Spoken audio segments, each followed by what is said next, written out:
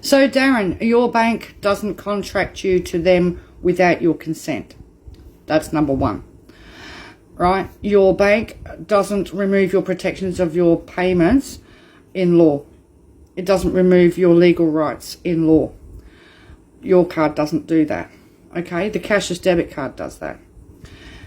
It doesn't remove your privacy rights and sell your data overseas, US, UK, Israel, Spain, Netherlands.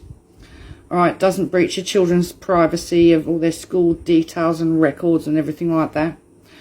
Your card doesn't require that you ring up and apply for a rental allowance, and you don't have to ask permission to do things, purchase certain items. Alright, your card doesn't stop you from accessing cash at any time. Right, it doesn't stop you from buying second-hand goods or being able to buy a second-hand car or pay your insurance or your water bills or your childcare fees, which the cashless debit card does. It doesn't hinder your rental payments. Your card doesn't take away your human rights protections under Article 9 of the UNHCR. Right, and your card also does not take away your statutory rights in law, which we don't even take those away from convicted criminals sitting in prison. Yet people on the cashless debit card have had those rights removed as well. So your card is nothing like a cashless debit card or a basics card. The difference with the basics card is it's still run by the government and people's rights are still intact. The cashless debit card is run by a private company. People are contracted to it without the consent. The card is set up in their name without their consent. 80% of their income is put onto that card without their consent. Okay? You don't have to ring some 20-year-old Serco call centre worker to beg for permission to do things.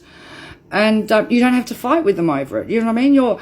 If money goes missing from your account, you just contact your bank straight away, and they'll search that out really quickly.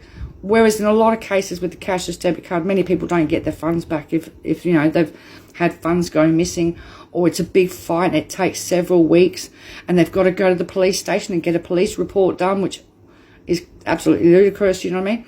You don't have any of those things, because you have your consumer rights protected under the Banking Act, right, of which cashless debit card holders don't even have that. Okay, so, yeah. And your card, if it declines, you can whiz round to the ATM and get some cash out. People on the cashless debit card can't do that.